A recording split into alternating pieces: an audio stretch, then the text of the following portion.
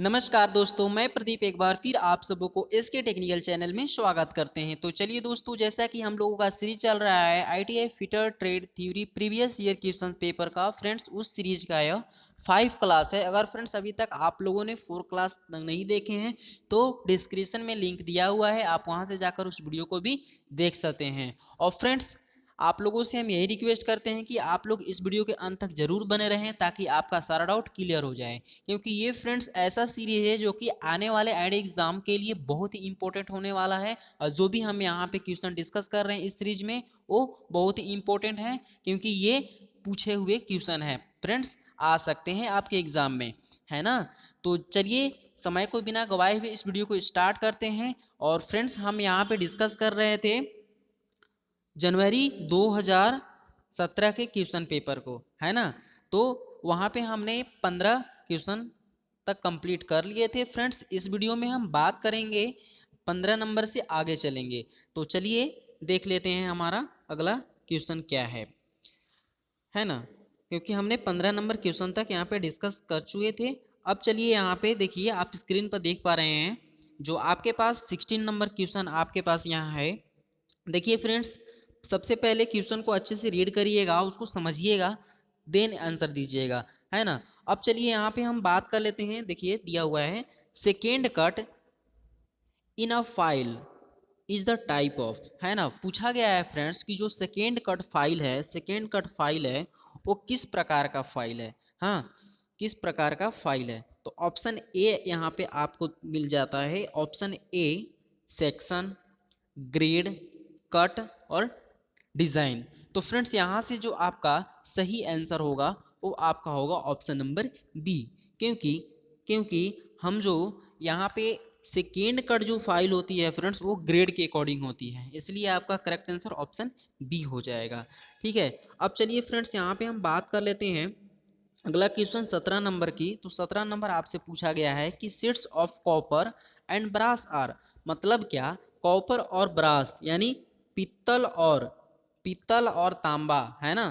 तांबा और पित्तल, कॉपर को हम बोलते हैं क्या, तांबा, और ब्रास को क्या बोलते हैं, पित्तल। ये याद रखिएगा फ्रेंड्स, है ना। तो कॉपर और ब्रास कैसी धातु होती है, इसके प्रॉपर्टी के बारे में पूछा है। तो ऑप्शन यहाँ पे हमको मिल जाता है, option A hard and ductile, क्या हार्ड एंड डक्टाइल होता है, option B hard and brittle, option C hard and tough, option C malleable and ductile. तो फ्रेंड्स यहाँ जो आपका सही आंसर हो जाएगा वो ऑप्शन डी के साथ चला जाएगा, यानी ऑप्शन डी आपका सही हो जाएगा, मेलिएबल एंड डक्टाइल, है ना। अब चलिए फ्रेंड्स यहाँ से देखिए 18 नंबर क्वेश्चन आपसे पूछा गया है फ्रेंड्स, पूछा गया है कि forging is carry out in the stage of metal. यहाँ पे फ्रेंड्स समझिएगा, समझने का देखिए यहाँ पे बहुत ही अच्छा क्वेश्चन आपसे पूछ लिया गया है फोर्जिंग से रिलेटेड, है ना। तो देखिए फ्रेंड्स, फोर्जिंग से पूछा है कि जो फोर्जिंग हम करते हैं किसी भी धातु पे, तो उस धातु को हम किस स्टेज तक क्या करते हैं, उसको मेल्ट करते हैं, यानी उसको गर्म करते हैं, है ना। तो वो आपकी जो स्टेज होती है फ्रेंड्स वो आपका क्या होता है, ऑप्शन सी, यानी प्लास्टिक स्टेज तक हम उसको क्या करते हैं, गर्म करते हैं। तो इसलिए आप लोग सी ऑप्शन को यहाँ पे याद रखिएगा। और ये जो खाली स्थान है ना, यहाँ पे प्लास्टिक भराएगा, है ना। अब क्या होगा, forging is carry out in the plastic stage of metal, यानी फोर्जिंग प्रक्रिया में हम क्या करते हैं, किसी भी धातु को प्लास्टिक अवस्था तक गर्म करते हैं, है ना, ताकि हम उसको किसी भी शेप में चेंज कर सकें, है ना। अब चलिए फ्रेंड्स यहाँ पे देखिए अगले क्वेश्चन की अगर हम बात करें तो यहाँ पे देखिए 19 नंबर क्वेश्चन आपसे पूछा गया है। 19 नंबर क्वेश्चन आपसे पूछा गया है कि फुलर्स आर यूज फॉर, है ना, फुलर्स का प्रयोग हम कहाँ करते हैं। फुलर्स फ्रेंड्स एक ऐसा टूल होता है जो हम फोर्जिंग में यूज करते हैं, है ना। तो फोर्जिंग में जो फुलर्स यूज होते हैं वो किस लिए हम यूज करते हैं, तो यहाँ पे हम यूज करते हैं फ्रेंड्स नेकिंग एंड ग्रूविंग के लिए, नेकिंग एंड ग्रूविंग के लिए हम फुलर्स टूल का यूज करते हैं, क्योंकि डायरेक्टली क्वेश्चन आपसे पूछ लिया जाता है कि फुलर्स आर यूज फॉर, है ना, फुलर्स का प्रयोग हम किस लिए करते हैं, तो नेकिंग एंड ग्रूविंग के लिए। क्लियर हुआ फ्रेंड्स। अब चलिए इसी के साथ यहाँ पे देखिए 20 नंबर क्वेश्चन आपसे पूछा गया है कि angle of point of a scriber is, यानी अस्क्राइबर का जो पॉइंट एंगल होता है वो कितने डिग्री होता है। क्लियर। अब फ्रेंड्स थोड़ी सी हम चर्चा कर लेते हैं। जो अस्क्राइबर होता है, अस्क्राइबर के मटेरियल से क्वेश्चन आपसे पूछ लिया जाता है। तो अस्क्राइबर की जो मटेरियल होता है ना, वो आपका हाई कार्बन स्टील होता है। क्या होता है? हाई कार्बन स्टील की बनी होती है। और इसकी जो पॉइंट एंगल होती है फ्रेंड्स, इसकी जो पॉइंट एंगल होती है वो आपका क्या हो जाएगा? 12 से 15 डिग्री होता है। यानी कि 12 से 15 डिग्री आपका अस्क्राइबर का पॉइंट एंगल होता है। और ये कौन सी धातु का बना होता है? तो ये आपका जो है वो हाई कार्बन स्टील की बनी होती है। ये बहुत ही इंपॉर्टेंट क्वेश्चन है फ्रेंड्स, आप लोग अपने नोट्स बुक में इसको नोट कर लीजिएगा, है ना। अब इसी के साथ हम चलिए अगले क्वेश्चन की ओर बढ़ते हैं। तो यहाँ पे देखिए 21 नंबर क्वेश्चन आपसे पूछा गया है। बोला गया है कि cast iron cannot be forge, यानी कास्ट आयरन को हम फोर्ज नहीं कर सकते हैं क्योंकि it is it is it has the property of, यानी इसकी गुण होती है। यहाँ पे पूछा गया है कि कास्ट आयरन को हम फोर्ज क्यों नहीं कर सकते हैं? क्योंकि इसकी जो प्रॉपर्टी होती है वो क्या होती है फ्रेंड्स? वो ब्रिटलनेस होती है ना। यहाँ से आपका करेक्ट आंसर 21 का क्या हो जाएगा? ऑप्शन डी हो जाएगा, यानी ब्रिटलनेस होती है। सबसे पहले क्वेश्चन को समझिएगा, बहुत ही यहाँ पे अच्छे अच्छे क्वेश्चन आपसे पूछ लिए गए हैं, है ना। क्या बोला गया था कि कास्ट आयरन को हम फोर्ज नहीं कर सकते, है ना, क्योंकि इसमें कौन सा गुण होता है? ब्रिटलनेस गुण होता है ना फ्रेंड्स। याद रखिएगा, जिस मेटल में ब्रिटलनेस गुण होगी ना, उसको हम क्या करेंगे? फोर्ज नहीं कर सकते। कर सकते हैं क्या? नहीं ना, उसको हम फोर्ज नहीं कर सकते जिसमें ब्रिटलनेस गुण हो। क्लियर? हाँ, तो यहाँ से आशा करते हैं आप लोगों का यह क्लियर हो गया होगा। अब इसी के साथ अगला प्रश्न देख लेते हैं। तो अगला प्रश्न में आपसे पूछा गया है, यहाँ पे देखिए 22 number question, the main purpose of annealing is, यानी एनलिंग का जो पर्पस होता है वो क्या होता है? एनलिंग देखिए फ्रेंड्स, ये क्या है? हीट ट्रीटमेंट की एक प्रोसेस होती है। यानी यहाँ पे हीट ट्रीटमेंट यानी उष्मा उपचार की एक प्रोसेस होती है। तो हम एनलिंग करने का पर्पस क्या होता है? वो आपका होता है टू इम्प्रूव मैसिनेबिलिटी। यानी यहां से जो आपका करेक्ट आंसर हो जाएगा क्या हो जाएगा? ऑप्शन ए होगा। टू इम्प्रूव मैसिनेबिलिटी कहने का अर्थ है कि मशीनता के गुण में सुधार करना। जो धातु पर हम मशीनिंग प्रक्रिया नहीं कर सकते, है ना, उस धातु को मशीनिंग योग्य बनाने के लिए हम क्या करते हैं? एनलिंग प्रोसेस करते हैं, है ना। तो ये यहाँ से करेक्ट हो जाएगा ऑप्शन ए। क्लियर? याद रखिएगा। अब चलिए यहाँ पे देखिए 23 नंबर क्वेश्चन आपसे पूछा गया है। देखिए फ्रेंड्स, पूछ लिया गया है कि the external surface of the part made of mild steel can be hardened by. Friends देखिए, क्वेश्चन को सबसे पहले समझिएगा। बोल रहा है कि वैसा भाग जो माइल्ड स्टील का बना हो और उसके ऊपरी सतह को हमें क्या करना है? हार्ड करना है। तो हम कौन से विधि के द्वारा हम उसको हार्ड करेंगे, है ना। ये क्वेश्चन बोल रहा है कि the external surface of the part made of mild steel can be hardened by, है ना। वैसे भाग जो माइल्ड स्टील के बने हों और अगर उसको हम बाहरी सतह को हार्ड करना चाहें, यानी एक्सटर्नल सरफेस को हार्ड करना चाहें, तो हम हार्डनेट का कौन सा विधि यहाँ पे यूज करेंगे? हार्डन बाय, किसके द्वारा हम इसको हार्ड करेंगे? क्लियर? तो चलिए ऑप्शन देख लेते हैं। यहाँ पे आपका ऑप्शन है टेम्परिंग। क्या हम टेम्परिंग करते हैं क्या? Option B normalising, option C case hardening, option D hardening. तो यहाँ पे जो आपका सही उत्तर हो जाएगा फ्रेंड्स, वो ऑप्शन सी के साथ चला जाएगा। यानी क्या होगा? Case hardening. केस हार्डनिंग एक ऐसी प्रोसेस होती है जिसमें हम ओनली फॉर माइल्ड स्टील के बने पार्ट्स पर ही हम कर सकते हैं, क्योंकि माइल्ड स्टील में कार्बन परसेंटेज की मात्रा कम होती है ना। इसीलिए हम उसको हार्ड एंड टेम्पर नहीं कर सकते हैं, है ना। इसलिए हम उसको ऊपरी सरफेस को, केवल ऊपरी सरफेस को हार्ड करने के लिए हम क्या करते हैं? केस हार्ड की प्रक्रिया अपनाते हैं, है ना, ताकि वो उसकी ऊपरी सतह क्या हो जाए? हार्ड हो जाए और वो क्या हो? किसी भी चीज का वो घर्षण को सह सके और उसको प्रतिरोध कर सके, यानी घर्षण प्रतिरोध उसको क्या कर सके, दूर कर सके। इसीलिए हम किसी भी पार्ट्स के ऊपरी सतह को हम क्या करते हैं, हार्ड कर देते हैं केस हार्ड विधि द्वारा। क्लियर। तो यहाँ से आप लोगों का ये करेक्ट आंसर आपका क्या हो जाएगा, ऑप्शन सी हो जाएगा, है ना। यानी माइल्ड स्टील के बने पार्ट्स को ऊपरी सतह को हार्ड करने की प्रक्रिया क्या होती है, केस हार्ड होती है। अब चलिए फ्रेंड्स यहाँ पे देखिए 24 नंबर आपसे क्वेश्चन पूछा गया है कि bend snip is use for, bend snip का प्रयोग हम लोग कहाँ करते हैं, है ना। तो ये फ्रेंड्स सीट मेटल से रिलेटेड क्वेश्चन पूछ लिया गया है। तो बेंड स्निप का हम लोग प्रयोग करते हैं ऑप्शन डी, यानी cutting the seat along curve line, है ना। यहाँ पे क्या होता है, कर्व लाइन को यहाँ पे काटने के लिए, जैसे हमें वृत्त वगैरह काटना है तो सीट की वृत्ताकार भागों को काटने के लिए हम क्या करते हैं, बेंट स्निप का यूज करते हैं। फ्रेंड्स हमारे पास दो प्रकार के स्निप होते हैं, आप लोग याद रखिएगा। कितने प्रकार के स्निप होते हैं, दो प्रकार के स्निप होते हैं। एक हमारा होता है स्ट्रेट, है ना, और एक होता है बेंट।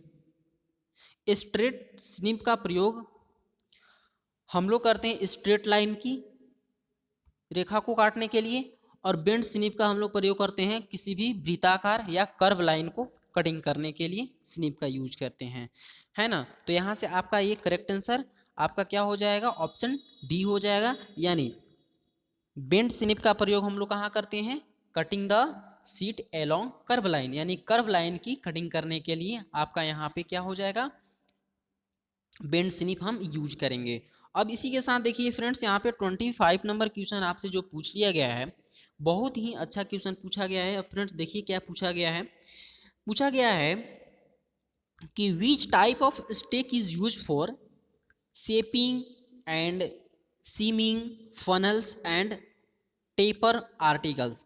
फ्रेंड्स बोला गया है कि किस प्रकार के स्टेक का प्रयोग हम शेपिंग के लिए करते हैं, यानी किसी भी उसको सीट को आकार देने के लिए, सीमिंग करने के लिए, और टेपर आर्टिकल्स को बनाने के लिए, है ना। तो सबसे पहले तो आप समझ लीजिए कि अस्टेक होता क्या है। अस्टेक फ्रेंड्स एक होता है फोर्जिंग शॉप में जो सीट मेटल के सहारा प्रदान करने के लिए, सीट मेटल वर्क में हम स्टेक का यूज करते हैं सपोर्ट देने के लिए, है ना, किसी भी सीट को सपोर्ट देने के लिए, ताकि हम उसको अच्छे से किसी भी आकार में क्या कर सकते हैं, उसका आकार दे सकें। तो वो आपका क्या हो जाएगा, स्टेक हो जाता है ना। तो कुछ इस तरह का हमारा स्टेक होता है, देखिएगा यहाँ पे समझने का प्रयास करिएगा, है ना। अब इसको हम क्या करते हैं, एनविल के हडाई हॉल में क्या करते हैं, हम इसको फिक्स कर देते हैं।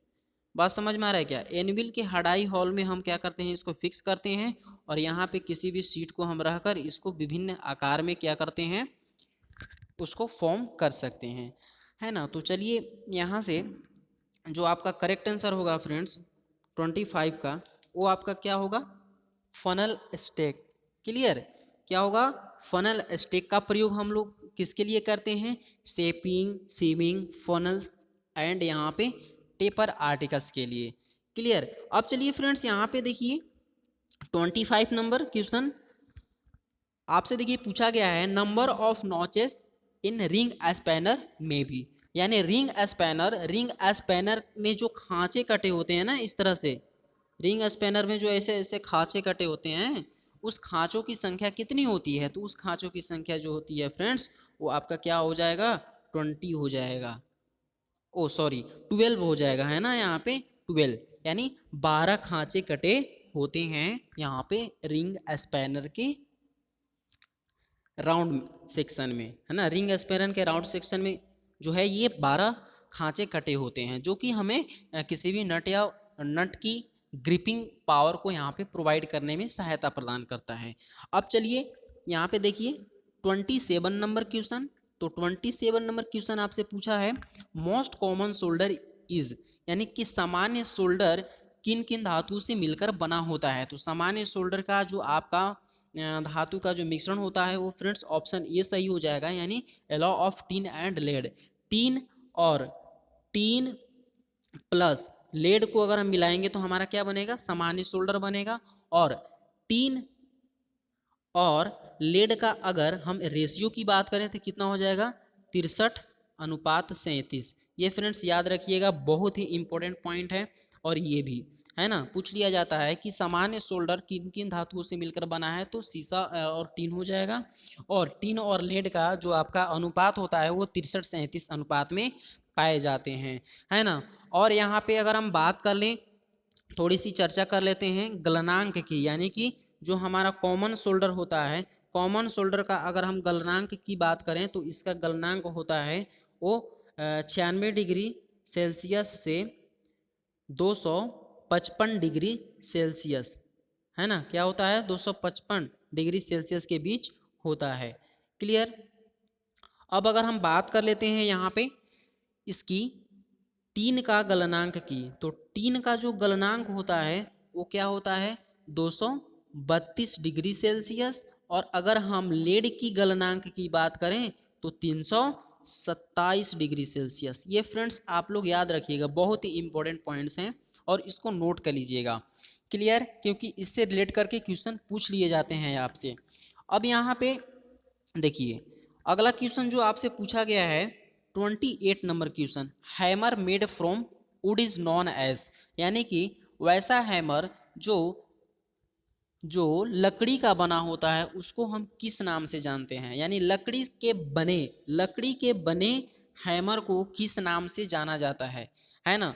तो लकड़ी के बने हैमर को हम किस नाम से जानते हैं, मैलेट के नाम से जानते हैं, है ना। यहाँ पे करेक्ट आंसर आपका क्या होगा, बी हो जाएगा, है ना। लकड़ी के बने हैमर को हम मैलेट कहते हैं। अब यहाँ पे देखिए अगला क्वेश्चन आपसे पूछा है, क्या पूछा है, देखिए 22 नंबर आपसे क्वेश्चन पूछा है फ्रेंड्स। देखिए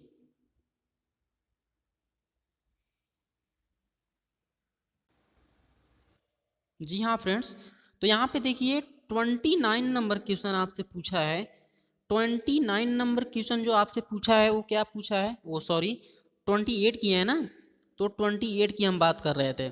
तो 28 में क्या होगा, वो क्या होगा, ऑप्शन बी जो है आपका करेक्ट आंसर हो जाएगा। यानी जो लकड़ी के बने यहाँ पे हैमर होते हैं उसको क्या कहते हैं, मैलेट के नाम से जानते हैं, है ना। तो इसको हम डिस्कस कर चुके थे। अब चलिए यहाँ पे 29 नंबर क्वेश्चन आपसे पूछा गया है कि number of teeth is rough file is, यानी रफ फाइल में दांतों की संख्या कितनी होती है। तो रफ फाइल में जो दांतों की संख्या होती है फ्रेंड्स वो ऑप्शन बी हो जाएगा आपका, जो कि 5 से 10 पर सेंटीमीटर, यानी कि 1 सेंटीमीटर में दांतों की संख्या कितनी होती है, 5 से 10, है ना। तो ये आपका क्या हो जाएगा, रफ फाइल हो जाएगा। याद रखिएगा रफ फाइल में क्या होगा, 5 से 10 दांतें जो हैं 1 सेंटीमीटर में कटे होते हैं, तो उसको हम क्या बोलेंगे, रफ फाइल। क्लियर। अब चलिए यहाँ पे जो 30 नंबर क्वेश्चन है, 30 नंबर क्वेश्चन देखिए बहुत ही अच्छा क्वेश्चन पूछ लिया गया है आपसे। बोला गया है फ्रेंड्स कि the main function of flux is, flux हम सोल्डरिंग में यूज करते हैं, है ना। तो फ्लक्स का प्रयोग क्या होता है, फ्लक्स का जो प्रयोग होता है वो आपका होता है option A, to avoid oxidation, यानी ऑक्साइड को हटाने में जो सहायता प्रदान करता है वो हमारा होता है फ्लक्स। यानी फ्लक्स जो है किसी भी सरफेस पे जहाँ पे हम सोल्डरिंग करते हैं, तो सोल्डरिंग की जाने वाली सरफेस पर जो ऑक्साइड होती है वो ऑक्साइड को हटाने में मदद करता है ना। तो मेन फंक्शन क्या है इसका, to avoid oxidation. Correct answer आपका क्या हो जाएगा, ऑप्शन ए हो जाएगा। यानी ऑक्सीडेशन को हटाने का इसका मेन फंक्शन है, यानी इसका मेन कार्य है। क्लियर, बात समझ में आई क्या। हाँ, अब चलिए यहाँ पे देखिए 31 नंबर क्वेश्चन आपसे पूछा है। 31 नंबर क्वेश्चन आपसे पूछा है कि if D is the diameter of rivet, यानी डी जो है रिवेट की डायमीटर है, and T is the thickness of plate, यानी टी जो है प्लेट का थिकनेस है, इन mm in a rivet joint the rule is. अब देखिए फ्रेंड्स बोला गया है कि जो कैपिटल डी है वो आपका रिवेट का डायमीटर है, और टी जो है वो क्या है, थिकनेस का, यानी प्लेट का जो है क्या है, वो थिकनेस है। बात समझ में आ रही है क्या, है ना। प्लेट का थिकनेस को टी से रिप्रेजेंट किया है। अब फ्रेंड्स देखिए आपसे पूछा क्या है कि रिवेट का जो डायमीटर है वो कैसे हम फाइंड आउट करेंगे। क्लियर। रिवेट का जो डायामीटर है उसको फाइंड आउट करने के लिए किस फॉर्मूला का यूज यहाँ पे करेंगे, तो इसी के बारे में आपसे यहाँ पे पूछ लिया गया है। तो चलिए फ्रेंड्स कुछ यहाँ पे पॉइंट्स को हम डिस्कस करते हैं। तो देखिए मान लीजिए आपसे बोल दे कि 6 mm प्लेट की थिकनेस हम कैसे निकालेंगे, है ना। जो प्लेट की थिकनेस होती है उसको हम कैसे निकालेंगे, और प्लेट के थिकनेस के अकॉर्डिंग ही हम क्या करते हैं, किसी भी रिवेट का डायमीटर को हम यहाँ पे सिलेक्ट करते हैं। तो मान लीजिए एक 6 mm का सीट है आपके पास, और एक आपके पास सॉरी देखिएगा, एक आपके पास क्या है, मान लीजिए 3 mm का सीट है, और एक है आपके पास 6 mm का सीट है। और इस दोनों को आपस में एक दूसरे पर क्या करना है, ओवरलैप करके ज्वाइंट करना है। बात समझ में आ रही है क्या, है ना। तो ज्वाइंट करना है। तो अगर इसकी हम मोटाई की बात करेंगे तो दोनों को जब एक दूसरे पर हम इस तरह से ओवरलैप करके रखेंगे तो दोनों को मोटाई क्या हो जाएगी, ऐड हो जाएगी, नहीं हो जाएगी। 30+3 कितना हो जाएगा हमारा, 9 mm हो जाएगा। यानी अब दोनों प्लेटों को जब ऊपर को ओवरलैप किए तो उसका जो एडिशन हमारा क्या आया, 9 mm आया। यानी कि अब हम मानेंगे क्या, प्लेट की मोटाई कितना है, 9 mm। अब दोनों को जोड़ना है ना, 9 mm हमारा क्या हो जाएगा, प्लेट का थिकनेस हो जाएगा। और इसी प्लेट के थिकनेस को हम ग्रिप की लंबाई कहते हैं। ये रिलेटेड क्वेश्चन है, आप याद रखिएगा क्या, ग्रिप की लंबाई होती है। तो जब हम यहाँ पे डायमीटर निकालते हैं तो डायमीटर का जो फॉर्मूला होता है D = 6√T। ये आपका करेक्ट आंसर हो जाएगा। D = 6√T, यानी D आपका है डायमीटर ऑफ रिवेट, डायमीटर हम निकाल रहे रिवेट का, और 6√T यानी कि 6 थिकनेस ऑफ प्लेट या ग्रिप की लंबाई। अगर आप इस फॉर्मूले में रख देते हैं तो आपका जो आंसर होगा वो आपका आ जाएगा, है ना। यानी रिवेट का आपका क्या हो जाएगा, यहाँ पे आ जाएगा। ये फ्रेंड्स याद रखिएगा, ये जो आपका है ना, जो 6√T है वो आपका mm में आएगा, यानी मीट्रिक प्रणाली में आएगा। क्लियर। अगर ब्रिटिश में अगर दे दे आपको तो आप कैसे पहचानिएगा, तो ब्रिटिश के लिए जो होता है 1.2√T, और मीट्रिक के लिए क्या होता है, D = 6√T, है ना। इतना समझ में आया। इस फॉर्मूले को आप लोग याद रखिएगा। तो इस फॉर्मूले के अकॉर्डिंग हमारा जो ऑप्शन है वो क्या है, ऑप्शन सी जो है हमारा सही हो जाएगा। यानी 6√T जो है हमारा किसका है, रिवेट का थिकनेस फाइंड आउट करने का फॉर्मूला है यहाँ पे, है ना। अब चलिए हम यहाँ पे देखिए अगले क्वेश्चन की अगर आप बात करते हैं तो यहाँ पे देखिए 32 नंबर क्वेश्चन आपसे क्या पूछा गया है, पूछा गया है कि चीजेल यूज टू कट कीवे, यानी कि कीवे को काटने के लिए, यानी चाबी घाट को काटने के लिए किस छेनी का प्रयोग हम लोग करते हैं, है ना। तो चाबी घाट को काटने के लिए हम यहाँ पे जिस छेनी का प्रयोग करते हैं उसको हम कैप छेनी कहते हैं, यानी कैप चीजल के नाम से जानते हैं।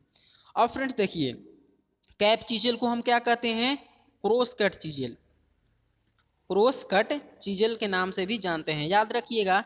या आपसे क्वेश्चन पूछ देगा कि क्रॉस कट चीजल को और किस नाम से जानते हैं, तो वहां पे हो जाएगा कैप चीजल। और कैप चीजल को किस चीजल के नाम से जानते हैं, तो हो जाता है क्रॉस कट चीजल। बात समझ में आ रहा है क्या, ये सारा चीज रिलेटेड क्वेश्चन है, ये आप लोग नोट करिएगा क्योंकि बहुत ही इंपॉर्टेंट है ये। अब चलिए फ्रेंड्स इसी के साथ यहाँ पे अगले क्वेश्चन की ओर चलते हैं। जी हाँ फ्रेंड्स, तो यहाँ पे देखिए 33 नंबर क्वेश्चन आपसे पूछा गया है, बोला गया है कि try square is meant to, यानी कि ट्राई स्क्वायर का प्रयोग हम कहाँ पे करते हैं, है ना। तो यहाँ पे जो आपका करेक्ट आंसर होगा यहाँ पे देखिए ऑप्शन सी होगा, है ना। यानी चेक द प्लेट सरफेस, किसी भी प्लेट को, प्लेट की सरफेस को, किसी भी प्लेट की सरफेस को हम चेक करने के लिए ट्राई स्क्वायर का यूज कर लेते हैं। अब देखिए यहाँ पे 34 नंबर क्वेश्चन आपसे यहाँ पे पूछा गया है, बोला गया है marking media use for casting forging surfaces, यानी कास्टिंग और फोर्जिंग सरफेस पर किस प्रकार के मार्किंग मीडिया का यूज हम लोग करते हैं। तो वहां पे जो आपका यहाँ देखिए सही जो उत्तर हो जाएगा आपका क्या होगा,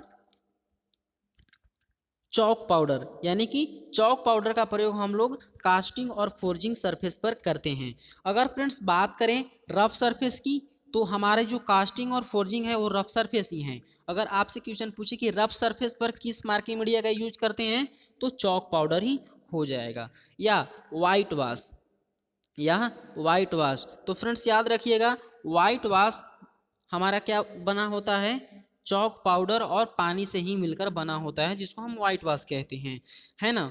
अगर यहाँ पे आपसे क्वेश्चन पूछ दिया जाए कि फिनिश सरफेस पे, तो फिनिश सरफेस पे हम पर्शियन ब्लू और कॉपर सल्फेट दोनों का यूज करते हैं, है ना। अब दोनों में भी अलग अलग डिसएडवांटेज होते हैं और एडवांटेज होते हैं। तो यहाँ पे देखिए, अगर हम सबसे पहले बात करेंगे पर्शियन ब्लू की, तो पर्शियन ब्लू में क्या होता है, स्पष्ट लाइनें देती हैं, लेकिन ये सूखने में ज़्यादा समय लेता है ना। पर्शियन ब्लू क्या करता है, लाइन को एकदम स्पष्ट प्रदान करता है, लेकिन ये सूखने में अधिक समय लेता है। और कॉपर सल्फेट क्या होता है, कॉपर सल्फेट जल्दी सूखता है, कॉपर सल्फेट जल्दी सूखता है, लेकिन ये क्या होता है, जहरीला होता है, जहरीला होता है। और जहरीला होने के कारण हम इसके बहुत ही सावधानी से हैंडल करते हैं। क्लियर। तो ये दो क्वेश्चन यहाँ पे क्वेश्चन जो है रिलेटेड करके पूछ लिए जाते हैं आपसे। तो ये आप लोग याद रखिएगा कि कॉपर सल्फेट जो है सूखने में अधिक समय लगाता है, लेकिन ये जहरीला होता है, इसलिए इसको हम सावधानी से हैंडल करते हैं।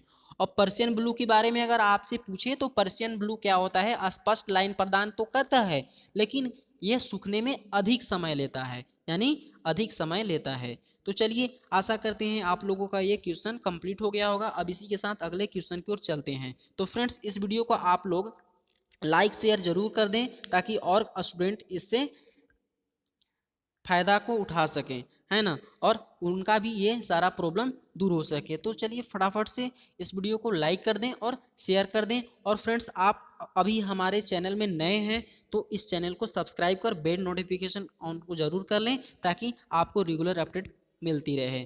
तो इसी के साथ आप चलिए हम अगला क्वेश्चन जो है आपसे पूछा गया है कि देखिए, हेमिंग इज डन फॉर, है ना, हेमिंग किस लिए हम करते हैं। क्लियर। तो हेमिंग हम लोग करते हैं strengthening the edge of teeth of metal, sheet metal, sorry, यहाँ पे स्ट्रेंथ बढ़ाने के लिए, strengthening the edge of sheet metal, यानी कि सीट मेटल की जो एज है ना, उसकी स्ट्रेंथ को हम बढ़ाने के लिए हम क्या करते हैं, हेमिंग प्रक्रिया करते हैं। बात समझ में आई क्या। डायरेक्टली क्वेश्चन पूछ दिया जाता है, हेमिंग इज डन फॉर, तो क्या होगा correct answer, strengthening the edge of the sheet metal. अब यहाँ पे देखिए, यहाँ पे 36 नंबर क्वेश्चन आपसे पूछा गया है, notch use to bent the job at 90 degree, यानी कि 90 डिग्री में किसी जॉब को मोड़ने के लिए यहाँ पे किस नॉच का हम लोग प्रयोग करते हैं। तो आपका जो करेक्ट आंसर हो जाएगा वो आपका क्या होगा, भी नॉच होगा, यानी भी नॉच से हम लोग किसी भी जॉब को क्या करते हैं, 90 डिग्री में मोड़ सकते हैं। अब चलिए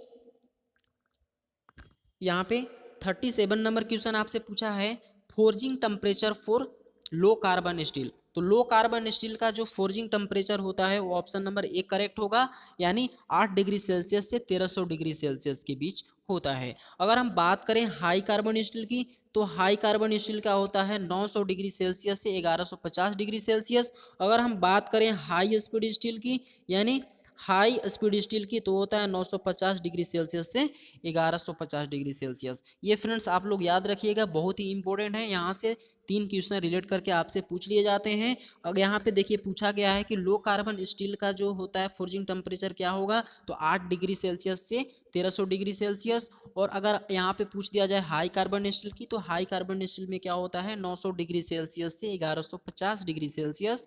और अगर यहाँ पे आपसे पूछ दिया जाए कि हाई स्पीड स्टील की जो फोर्जिंग टेम्परेचर होती है वो कितना होती है, तो 950 डिग्री सेल्सियस से 1150 डिग्री सेल्सियस। तो यहाँ से आप लोग इसको याद रखिएगा। अब चलिए फ्रेंड्स अगले क्वेश्चन की अगर हम बात करें, तो यहाँ पे देखिए दिया हुआ है कि 38 नंबर क्वेश्चन की characteristic of forge fire is, यानी कि जो फोर्ज फायर होती है ना, फोर्ज फायर, तो फोर्ज फायर का जो गुण होना चाहिए वो क्या होना चाहिए, फोर्ज फायर की जो गुण होनी चाहिए वो क्या होनी चाहिए। तो ऑप्शन यहाँ पे देख लेते हैं। इट शुड बी क्लीन, क्या होनी चाहिए, क्लीन होनी चाहिए। उसके बाद इट शुड बी डार्क, यानी सूखा होना चाहिए। Option see it should be dense, यानी कि सघन होनी चाहिए। और ऑल ऑफ दिस, तो यहाँ से जो आपका करेक्ट आंसर होगा फ्रेंड्स वो आपका 80, यहाँ पे 38 का क्या हो जाएगा, ऑल ऑफ दीज होगा। यानी कि इट शुड बी क्लीन भी होना चाहिए, डेंस भी होना चाहिए और डार्क भी होना चाहिए, है ना। तो यहाँ से आप लोग इसको याद रखिएगा। अब चलिए इसी के साथ हम अगले क्वेश्चन की ओर बात करते हैं। तो यहाँ पे देखिए 39 में पूछा गया है, galvanise the melt, galvanise of metal is a process of, यानी कि किसी भी मेटल को अगर गैल्वेनाइजिंग करना है तो उसका प्रोसेस क्या होता है, उसका प्रोसेस क्या होता है, तो उसका प्रोसेस होता है friends coating the metal with zinc, यानी कि किसी उस मेटल को हम क्या करेंगे, जिंक के साथ कोटिंग कर देंगे, उस मेटल में जिंक की कोटिंग करेंगे, यानी, है ना, बात समझ में आ रही है क्या। गैल्वेनाइज आयरन, कोई भी हमारा मेटल है उस मेटल को गैल्वेनाइजिंग प्रक्रिया से क्या करनी है, यहाँ पे संपन्न करनी है। तो किसी भी मेटल में गैल्वेनाइजिंग प्रक्रिया क्या होती है, उस पे हम जिंक की परत चढ़ा देते हैं उस मेटल पे, तो वो क्या कहलाती है, गैल्वेनाइजिंग प्रक्रिया कहलाती है। इसीलिए आपका करेक्ट आंसर क्या हो जाएगा, ऑप्शन बी होगा, यानी coating the metal with zinc, यानी क्या होगा, धातु को जिंक के साथ कोटिंग करना ही गैल्वेनाइजिंग कहलाता है ना। तो यहाँ से ऐसे आप लोग क्लियर कर लीजिएगा। अब चलिए यहाँ पे देखिए अगला क्वेश्चन आपसे पूछा है, अगला क्वेश्चन पूछा है the micrometer has 0.03 mm positive error if micrometer read, यहाँ पे क्या होगा 20.43 mm, then actual reading is, यानी देखिए फ्रेंड्स आपसे पूछा है कि एक माइक्रोमीटर हमारे पास है, उस माइक्रोमीटर की जो पॉजिटिव एरर है वो 0.03 है, और यहाँ पे माइक्रोमीटर की जो रीडिंग आ रही है वो 20.43 आ रही है। तो इसकी जो एक्चुअल रीडिंग है वो कैसे हम फाइंड आउट करेंगे। तो फ्रेंड्स हमने पिछले वीडियो में बताया था कि जो हमारे माइक्रोमीटर होते हैं, माइक्रोमीटर में दो प्रकार के एरर होते हैं, एक क्या होते हैं, निगेटिव, एक होता है निगेटिव और एक होता है पॉजिटिव। अब ये कैसे होता है हम आप लोगों को बताए थे, अगर नहीं आप लोग उस वीडियो को देखे हैं तो जाकर प्लेलिस्ट में उस वीडियो को देखें और अपना प्रॉब्लम को सोल्व करें। तो चलिए हम थोड़ी सी यहाँ पे प्रकाश डालते हैं निगेटिव और पॉजिटिव एरर की। फ्रेंड्स देखिएगा हमारी जो माइक्रोमीटर की जो थिम्बल की जीरो होती है, थिम्बल का जीरो जो होती है वो बैरल के डॉटम लाइन, है ना, बैरल पे हमारा डॉटम लाइन बनी होती है और थिम्बल पे हमारा जीरो होती है। तो थिम्बल का जीरो डॉटम लाइन के अगर ऊपर हो, है ना, अगर ऊपर हो थिम्बल का जीरो डॉटम लाइन से ऊपर हो और दोनों मेजरिंग फेस कांटेक्ट में हो, दोनों मेजरिंग फेस कांटेक्ट में हो और डॉटम लाइन से थिम्बल का जो जीरो है वो क्या है, ऊपर है, यहाँ पे है। क्लियर, बात समझ में आ रहा है क्या। तो वो क्या होगा, निगेटिव एरर होगा। अगर हम यहीं पे पॉजिटिव की बात करें तो पॉजिटिव में क्या होता है, पॉजिटिव में होता है कि किसी भी माइक्रोमीटर की जो थिम्बल का जीरो है वो डॉटम लाइन से अगर नीचे हो जाए और दोनों मेजरिंग फेस क्या हो, आपस में कांटेक्ट में हो, तो वो आपका जो एरर होगा वो पॉजिटिव एरर होगा। बात समझ में आई। हाँ, अब चलिए पॉजिटिव एरर अगर हो और निगेटिव एरर हो और हमें रीडिंग लेना हो तो वो कैसे हम लेंगे। क्लियर, तो अगर हमारे पास पॉजिटिव एरर है, देखिए अभी दिया हुआ कि नहीं, तो पॉजिटिव एरर है तो वहाँ पे हम जो माइक्रोमीटर से रीडिंग आया है उसमें हम क्या कर देंगे, माइनस कर देंगे।